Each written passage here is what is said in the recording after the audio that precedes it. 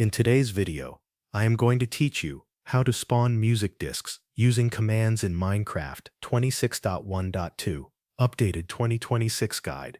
First, open Minecraft Java Edition and either create a new world or load an existing one.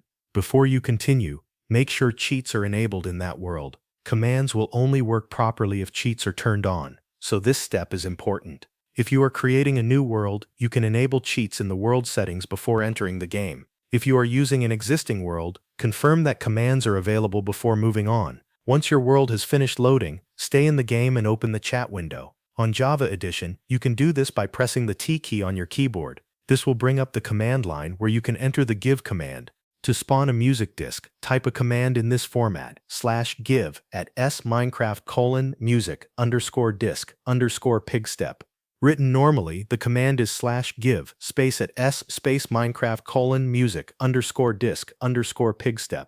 After entering the command, press enter. As soon as the command is accepted, the music disk will be added directly to your inventory. The @s target in the command means the item will be given to yourself, which is the player currently running the command. The item ID at the end tells Minecraft exactly which music disk to spawn. In this example, Pigstep is the selected disk, but you can replace that item ID with any other valid music disk ID in the game. If you want a different disk, keep the first part of the command the same and only change the final item name. For example, you can use other music disk item IDs depending on which track you want receive. As long as the item ID is correct, Minecraft will give you that disk instantly. After the disk appears in your inventory, place a jukebox if you do not already have one nearby. Select the music disk, interact with the jukebox, and insert the disk.